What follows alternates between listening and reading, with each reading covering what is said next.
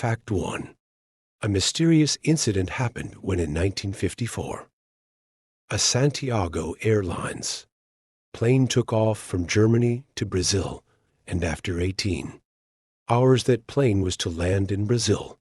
But a few hours after takeoff, that plane disappeared somewhere in the sky, and the surprising thing is that exactly 35 years later, in 1989, the same plane landed at an airport in Brazil.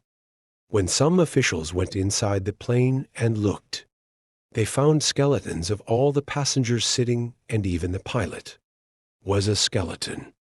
Then who landed the plane?